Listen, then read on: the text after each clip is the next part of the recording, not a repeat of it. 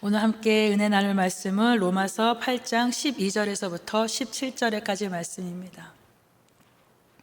로마서 8장 12절에서 17절 말씀입니다. 우리 한 목소리로 같이 좀 봉독하겠습니다.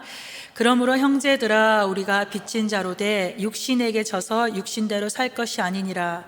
너희가 육신대로 살면 반드시 죽을 것이로되 영으로서 몸의 행실을 죽이면 살리니 무릇 하나님의 영으로 인도함을 받는 사람은 곧 하나님의 아들이라. 너희는 다시 무서워하는 종의 영을 받지 아니하고 양자의 영을 받았으므로 우리가 아빠 아버지라고 부르짖느니라.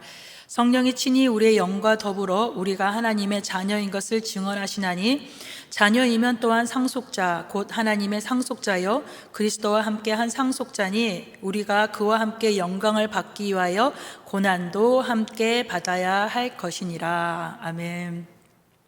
잘 지내셨어요? 감기 같은 건 취급 안 하시죠? 여러분들은 젊었으니까 감기점은 이렇게 넘어갈 수 있는 그런 좀 강건함이 좀 있었으면 좋겠습니다. 많은 분들이 감기로 인해서 또 고생하고 또 여러 가지 질병으로 고생하는 걸 보면서 조금 요즘에는 저희 마음이 좀 조급해지고 있습니다. 그래서 문자를 보내는데 답이 없다. 문자를 받는데 안 읽는다. 그런 마음의 불안함이 생기더라고요. 도대체 왜 이럴까 했는데 제 마음에 그 불안함이 있더라고요. 여러분들에게도 그런 불안함이 아니라 주님께 좀 맡겨놓는 그런 담대함이 좀 있었으면 좋겠습니다. 아멘. 저는 좀 하나님께 가끔 묻습니다. 하나님은 왜 세상을 만드셔서 이렇게 힘들게 하십니까? 하나님은 왜 인간을 만들어서 이 골칫거리를 안고 계십니까? 하나님은 왜 인간을 사랑해서 이 원맨쇼 같은 짝사랑을 계속 하시고 계시나요? 하나님은 왜 이 수많은 지키지도 않는 인간과 약속을 하셔서 스스로 올무에 갇히셨습니까? 아직도 이 미련하고 배신에 쩔은 인간을 믿으십니까? 하나님은 왜? 라고 묻습니다.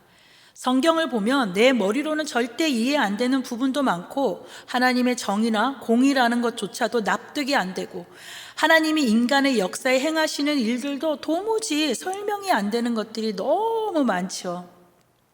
하나님이 계신다면 왜 이 세상이 이렇게 악하게 되었는가? 하나님이 계신다면 왜 악인들을 그냥 두시나? 이런 질문이 세상으로부터 교회에 던져지면 여러분은 어떤 대답을 하실 수 있겠어요? 그래서 젊은이나 아니면 중고등학생 정도가 되면 스스로의 생각을 좀 깨우치는 때가 되면 더 이상 하나님을 믿겨지지 않는다, 하나님을 믿기가 어렵다라면서 교회를 떠나버립니다. 혹시나 여러분은 그런 한번 시간들을 겪어보신 적 있으십니까? 그동안 믿었던 하나님이 어제의 그 하나님이 갑자기 낯선 분으로 인식이 되고 아니면 정말 이해되지 않아서 어쩌면 이 세상에 그 역사하신다라는 그 하나님이 좀 부끄러웠던 적은 없으셨습니까? 그런데 여러분, 이렇게 한번 생각을 해보시기 바랍니다. 우리가 매일 보는 하늘이 있어요. 요즘 하늘이 너무 예뻐요. 그렇죠? 그 하늘이 어느 날은 해가 쨍쨍하고 어느 날은 내가 차를 깨끗하게 세차했는데 흙비가 억수같이 내린다고 이 하늘이 이해 안 된다라고 할 수 있을까요? 하늘의 존재 자체를 믿을 수가 없다, 그렇게 말할 수 있을까요?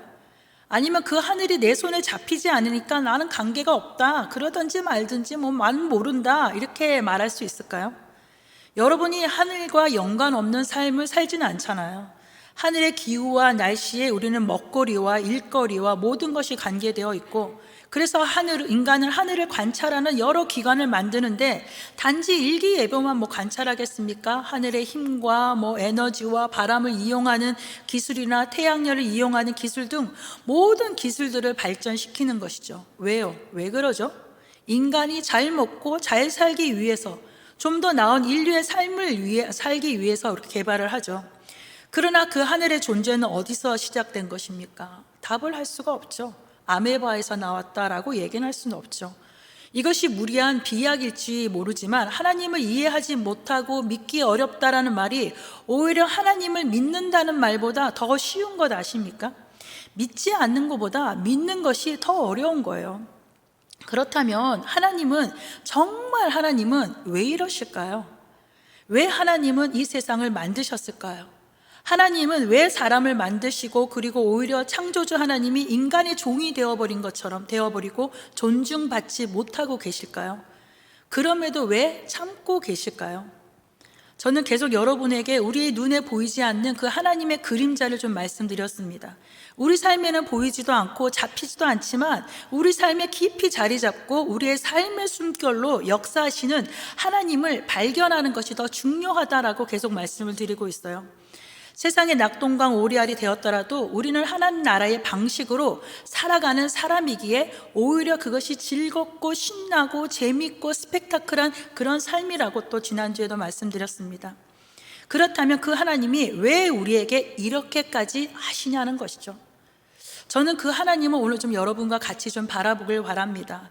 그러나 저희가 여기서 하나님이 이런 분이시다라고 이야기 말씀드리면 여러분은 그 하나님을 머리로만 알고 그 아는 지식으로 하나님이요 아시죠? 전지전능하고 무소부재하신 분 하고 노트에 적어서 성경책 가운데 띄고 다시는 열어보지 않을 것이다 생각이 듭니다. 그리고 여러분은 이렇게 얘기하죠. 하나님을 안다 라고 얘기하죠. 그러나 정말 우리는 하나님을 알까요? 하나님은 그런 하나님이 아니시다라는 거예요. 우리의 몇 가지의 이렇게 요점 정리되었던 어떤 글에 갇혀 있을 수 있는 분이 아니라는 거예요. 우리의 지식으로 정리되고 우리의 머리로 이해되어서 여러분의 입맛에 맞게 이런 객관식으로 출현하는 분이 아니라는 것입니다. 예전 유럽의 종교는 바로 기독교였어요. 그러니 기독교는 종교 그 자체였고 기독교라는 국가의 이름으로 긴 역사를 이어왔습니다. 태어나면서부터 그들은 기독교인이라고 정해지고 구원의 고백이 없이도 기독교인으로 자라게 됩니다. 그러나 르네상스 이후에 사람들은 인간의 재발견을 통해서 인간의 사고, 생각에 관심을 가지고 종교가 곧 기독교가 아니다라는 아니라 모든 사람에게는 종교심이다라는 것을 갖고 있기 때문에 그것을 먼저 개발시켜서 그들이 기독교를 선택하게 하자라는 이 움직임, 이 진보주의의 기독교 교육, 종교 교육이 발전하게 되었습니다. 그동안 신의 지배 아래 살던 사람들은 인간 스스로 선택하고 자의로 복종할 수 있는 존재라는 것을 깨닫기 시작하면서 처음 의도했던 그 종교 교육과는 달리 하나님을 스스로 선택하게 하는 종교 교육과는 이를 달리 하나님을 담보하지 않는 모습으로 나아가게 된 것이죠. 그래서 다시 기독교 교육은 기독교적 종교 교육이다라는 이름으로 기독교 교육을 하나의 종교 교육의 한 부분으로 하나님을 가르치려고 했습니다. 그러나 인간은 점점 더 하나님을 멀리하게 되고 오히려 오늘날은 어릴 때 받았던 그 유아 세례까지 이 취소하는 형태로 나아가게 됩니다. 여러분, 종교란 무엇일까요? 아니, 우리가 기독교가 종교입니까? 라는 질문에 여러분은 아니요 라고 대답을 하죠. 이 말에 왜 이렇게 우리는 이야기할 수 있을까요? 우리는 쉽게 설명할 수 있습니다. 종교란 인간이 자기 필요에 의해서 신을 만든 것이에요. 그렇죠? 그래서 인간 스스로 신이 되어서 자신의 삶을 지배하고 다스리려는 거예요. 인간의 타락 이후 하나님의 명령이 아닌 하나님과 동등됨을 추구하는 인간의 태도가 이 종교라는 이름으로 발전하게 된 거예요. 그리고 그들은 자신들의 종교를 더욱 굳건하게 하려고 법을 만들고 제도를 만들고 그 감옥 안에 갇혀서 종교적 생활을 영위하려고 합니다. 그것이 안전하다 생각을 하는 거죠. 그 중에 어떤 사람은 이마저 거부하여서 종교가 없거나 아예 종교를 배격하는 사람들이 점차 늘고 있습니다. 그러나 앞서 말씀드렸듯이 모든 인간은 스스로 종교성을 갖고 태어나기에 이 종교의 굴레를 벗어날 수 없어요. 그리고 종교는 모든 그 사회의 이 도덕이라는 것으로 이해되어 버립니다. 그래서 기독교인은, 종교인은 그 시대의 도덕을 잘 지켜내는 사람, 다른 종교보다 기독교에는 특별하고 또 굉장히 더 높은 수준을 요구하게 됩니다. 우리가 그리스도인이다 라고 부르는 것은 세상을 법을 잘 지켜서 높은 도덕적 수준을 자랑하는 것으로 이해돼서 그것을 요구받게 되어죠. 교회 다니는 사람이 그래도 돼? 목사라는 사람이 그래도 돼? 라고 이야기하지만 세상은 더 악한 짓을 저지더라도 기독교인이라 교회 다닌 사람이다 라고 하면 그런 것은 해서는 안 된다라는 요구를 받는 것이 그 증거입니다. 그러나 원래는요, 그 반대라는 거예요. 로마인들은요, 그리스도인을 무신론자라고 불렀어요. 맨 처음부터. 이해되십니까? 무신론자였어요, 우리가. 팀 켈러 목사님이 쓰신 이 탕부의 하나님이다라는 책 속에는 탕자의 두 아들에 대한 내용을 담고 있는데 거기에 이런 내용이 있어요. 제가 좀 읽어볼게요. 길지만 예수님의 가르침은 종교를 등진 사람들을 항상 끌어들인 반면 당대의 종교적이고 성경을 믿던 사람들에겐 오히려 걸림돌이 되었다. 그런데 오늘날 우리 교회들은 대체로 그런 효과를 일으키지 못하고 있다. 예수께 끌렸던 부류의 외부인들이 현대 교회는 끌리지 않고 있다. 가장 전위적인 교회의 경우도 마찬가지다. 우리가 교회를 끌어들이는 사람들은 보수적이고 반듯하고 도덕적인 경향이 있다. 인습을 벗어난 난잡한 사람들이라 소외되고 망가진 사람들은 교회를 피한다. 그 의미는 하나뿐이다. 우리의 설교와 행실이 사람들에게 미치는 영향이 예수님과 같지 않다면 우리가 전하는 메시지가 예수님이 선포하신 메시지와 같지 않은 것이다. 우리가 동생들의 마음에 가 닿지 못하고 있다면 우리 교회가 생각보다 더 형들의 세상이다라는 것을 깨달아야 한다라고 되어 있습니다.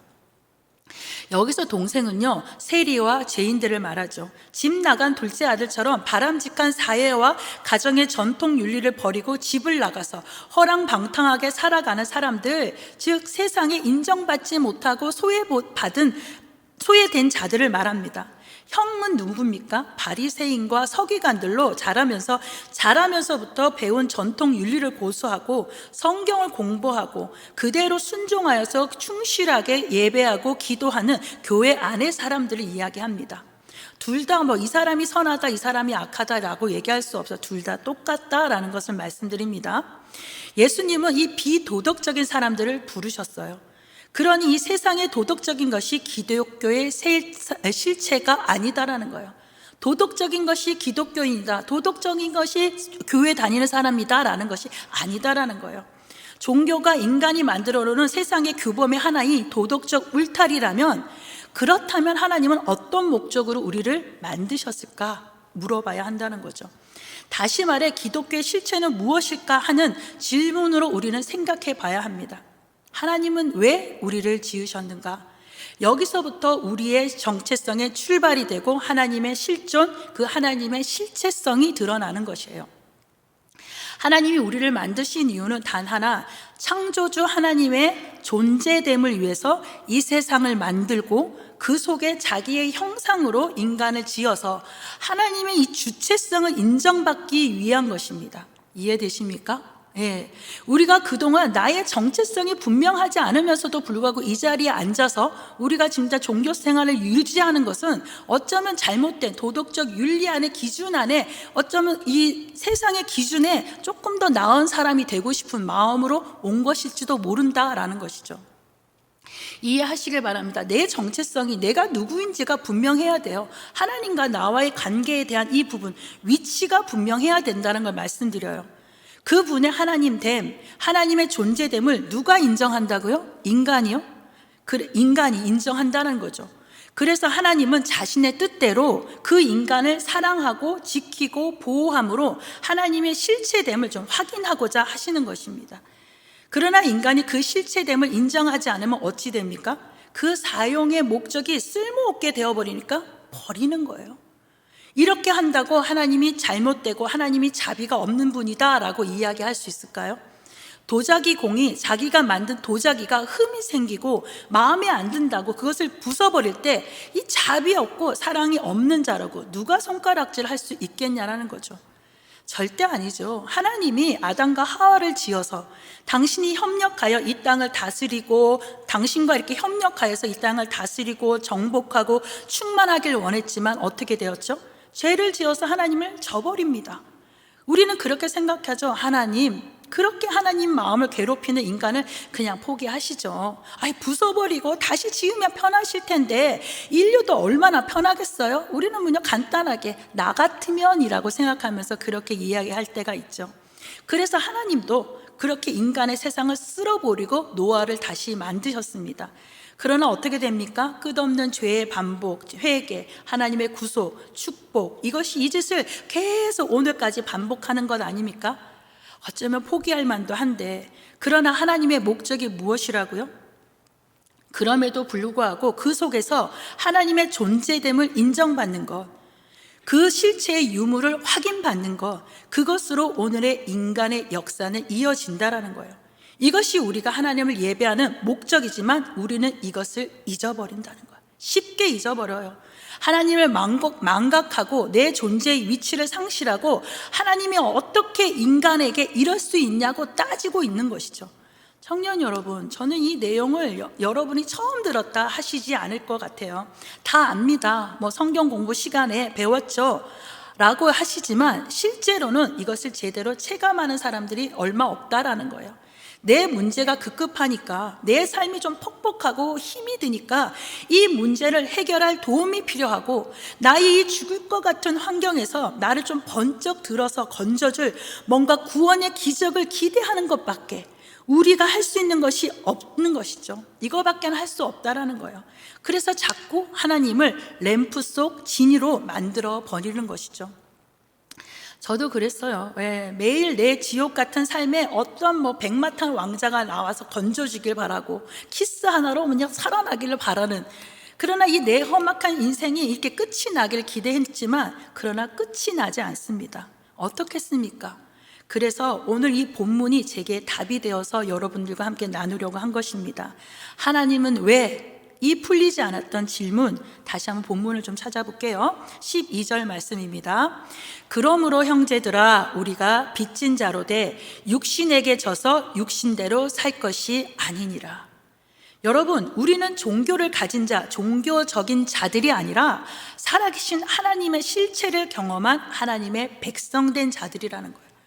그러니 육신에게 져서 육신대로 살 자가 아니라는 거예요. 바꾸어 말하면 이 말은 하나님의 방식이 따로 있다라는 것을 말하는 거죠. 13절, 너희가 육신대로 살면 반드시 죽을 것이로되 영으로서 몸의 행실을 죽이며, 14절 계속 읽겠습니다. 무릇 하나님의 영으로 인도함을 받는 사람은 곧 하나님의 아들이라. 이것이죠. 그 방식이 바로 하나님의 영으로 인도함을 받는 그것이라는 거예요. 왜요? 우리는 내가 누구인데 그 확신이 이 말씀 안에 있어야 한다는 거예요. 여러분, 여러분에게 기도 응답을 받는 것 먼저보다, 여러분이 예배하는 것 먼저보다 정말 여러분이 누구고 여러분이 하나님의 관계가 무엇인지를 분명하게 하는 것이 더 중요하다는 거예요. 예배 안 드리셔도 돼요. 하나님의 관계가 어떤지도 모르면서 앉아서 예배 드리는 거 하나님이 받지 않으세요. 너 누구냐? 라고 얘기하실 거예요. 그러나 하나님과의 관계를 정말 여러분이 그것을 어떤 부분에 있어서 내가 살 길이다 생각하고 그것을 확인하는 것, 그것이 중요하다 말씀드리고 싶습니다. 15절 16절 말씀을 계속 한번 같이 읽어볼까요? 시작. 너희는 다시 무소하는 종의 영을 받지 아니하고 양자의 영을 받았으므로 우리가 아빠 아버지라고 부르짖느니라. 성령이 친히 우리의 영과 더불어 우리가 하나님의 자녀인 것을 증언하신다 그랬어요.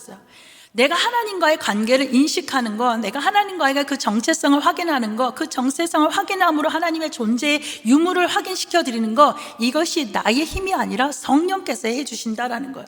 그러니 우리가 성령을 이리로 와주세요라고 부탁하고 내 옆에 두시는 것이 중요하다라는 겁니다. 하나님과 나와의 관계가 어떤 관계입니까? 종이 아니나라는 거예요. 양자의 영을 받아서 아빠, 아버지의 관계라는 거예요. 그것을 누가 증거해요? 제가요? 아니요. 성령이 친히 우리가 하나님의 자녀임을 증언해 주신다라고 얘기합니다. 여러분, 우리는 아빠, 아버지의 관계를 갖고 있는 사람이라는 이 분명한 정체성, 그것으로 하나님의 실존, 실체의 유무를 나타낼 수 있는 것이라는 것을 꼭 기억해 주시길 바랍니다. 그러니 여러분은 대단한 사람이라는 거예요. 여러분은 정말 특별하고 이 세상에서 감당할 수 없는 사람이다라는 거예요. 왜냐하면 여러분의 실체가, 여러분의 정체성과 실존이 하나님을 드러낼 수 있는 도구이기 때문에, 그 하나님은 어떻게든 갖춰지지 아니하는 그 하나님을 드러낼 수 있는 도구이기 때문에 그 정체성이 분명해야 한다는 거예요. 실체의 유무를 어떻게 나타내야 합니까? 앞서 말씀하셨던 말을 다시 좀 읽어보면 팀 켈러 목사님이 이렇게 말했죠. 우리의 설교와 행실이 사람들에게 미치는 영향이 예수님과 같지 않다면, 우리가 전하는 메시지가 예수님이 선포하신 메시지와 같지 않은 것이다 라는 거예요. 설교와 행실이 예수님과 같아야 한다는 것, 이것이 중요해요. 여러분, 지식으로 말로 전할 수 없어요. 우리의 삶으로 나타내는 것밖에는 할 수 없어요. 17절의 말씀입니다. 읽을게요. 자녀이면 또한 상속자 곧 하나님의 상속자요 그리스도와 함께 한 상속자니 우리가 그와 함께 영광을 받기 위하여 고난도 함께 받아야 할 것이니라. 중요한 말씀이에요. 우리가 하나님의 부유한 상속을 받고 영광을 받기 위해서 반드시 고난도 함께 받아야 한다는 것이 전제입니다. 이것이 오늘 설교의 핵심이에요. 고난으로 보내시는 하나님의 부르심. 제가 이렇게 설교 제목을 보고 어떤 생각이 드셨어요? 좀 그냥 맨날 설교를 좀 특이하게 짓는구나 라고 생각하시지 않으세요?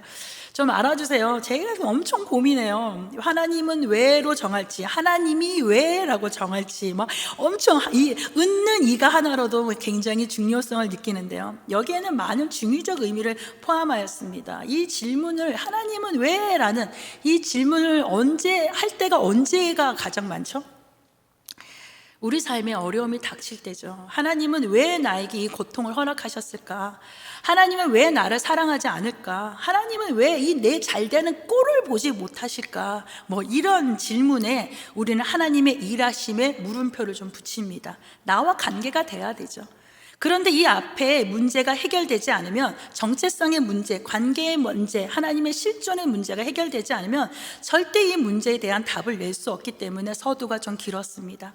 우리가 아는 복음의 놀라운 점은 하나님이 당신을 외면한 이 인간을 구원하기로 작정하시고 당신을 아들을 보내셨다는 사실에 있습니다. 믿으십니까? 믿어야 되는 일이죠.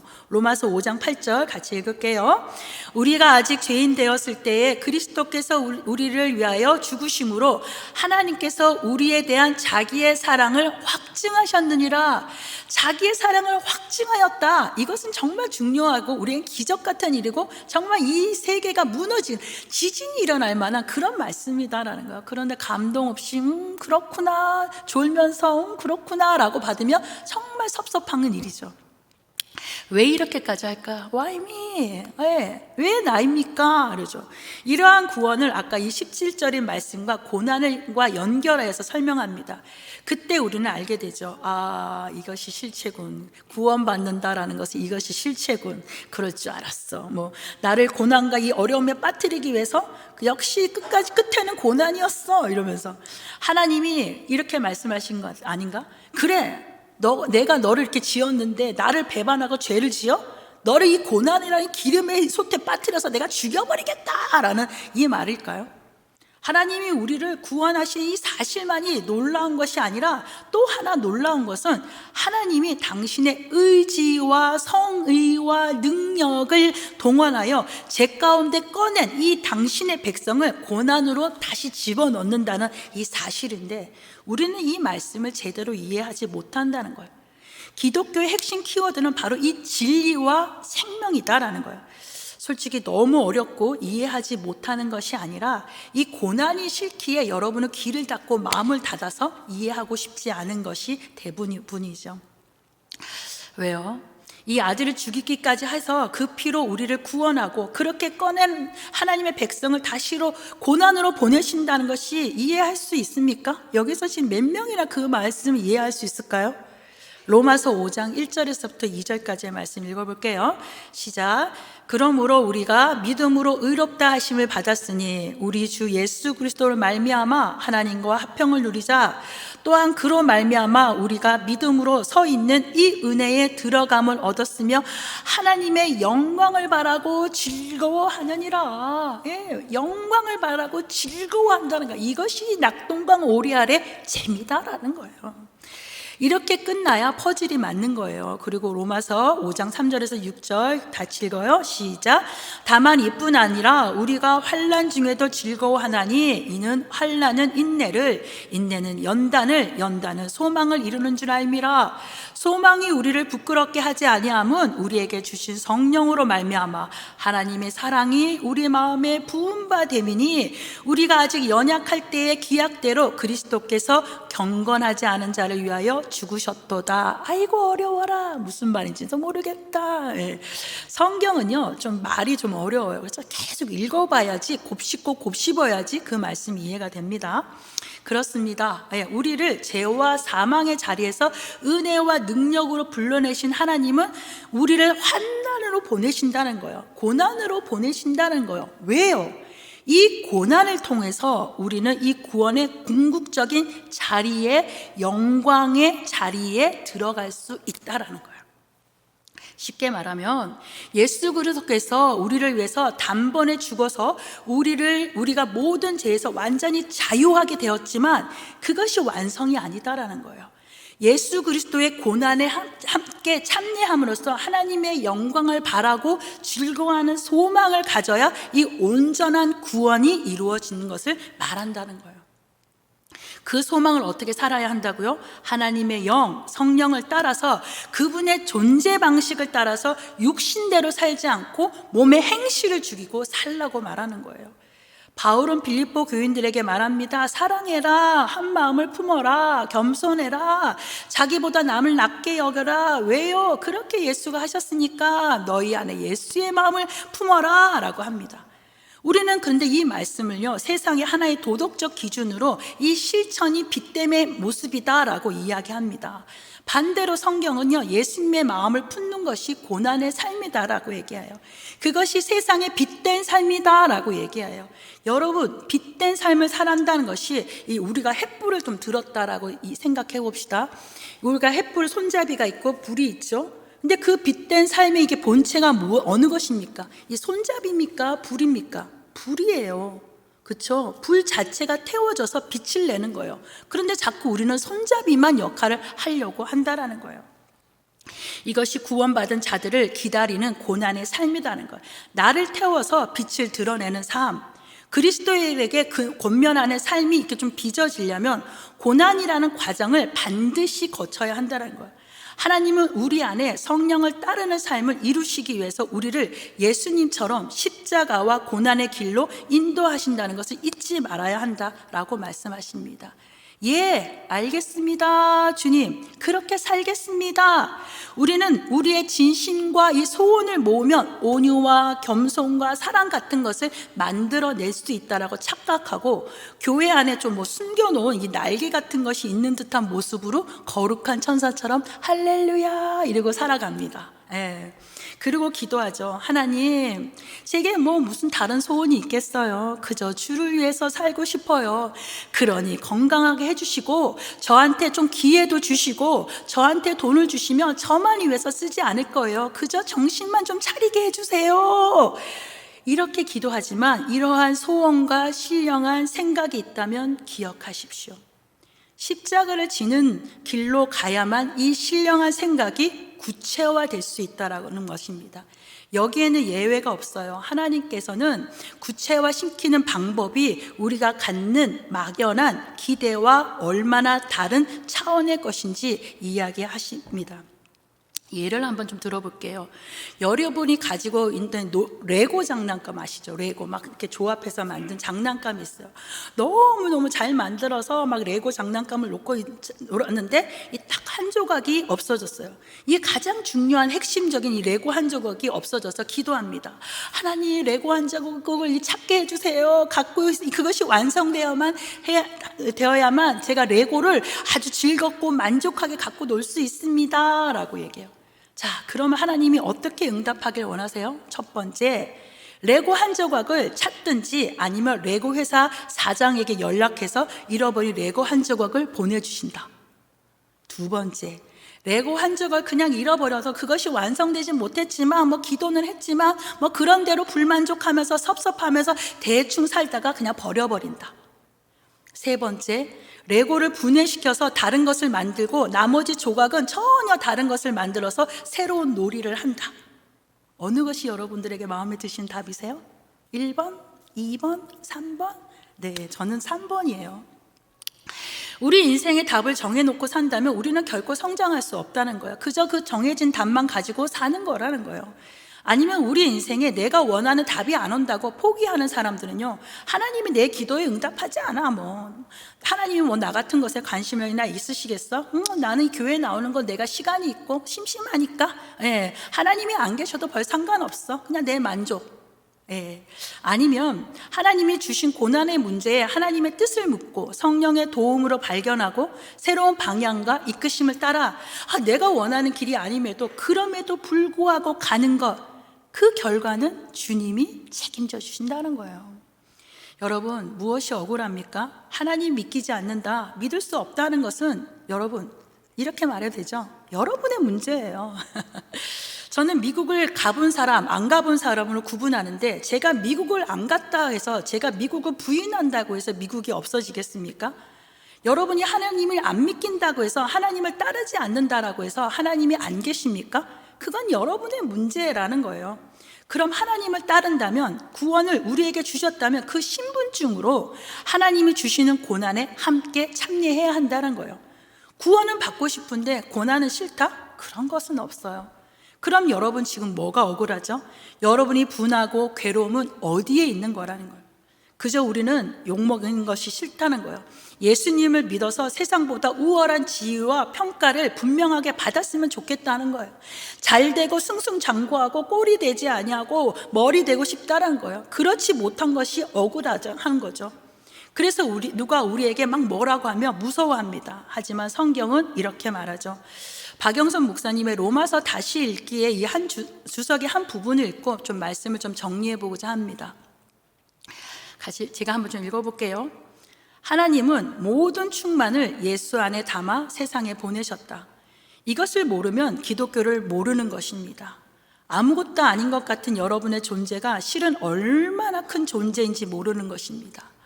자신에게 부족한 것을 남에게 빼앗아 오고 나만 못한 사람을 꺾어서 분풀이할 뿐 기독교인에게 주어진 진정한 능력과 신비와 명예와 자랑은 헤아리지 못하는 것입니다. 그러니 여러분이 하나님 아버지라고 부르는 기도가 무엇인지를, 예수님 이름으로 기도하는 것이 무엇인지를 다시 확인하십시오. 이미 주신 것, 이미 가져 세상이 빼앗을 수 없는 것을 확인하고 누리십시오. 명예로운 인생임을 확인하게 될 것입니다. 하나님의 가장 큰 능력과 기적이 바로 여러분 자신이요, 여러분의 인생인 것을 알게 될 것입니다. 그 충만함과 넉넉하게 부어주신 은혜가 여러분의 인생이고 여러분의 현실이고 여러분에게 준 자리라는 것을 기억하십시오.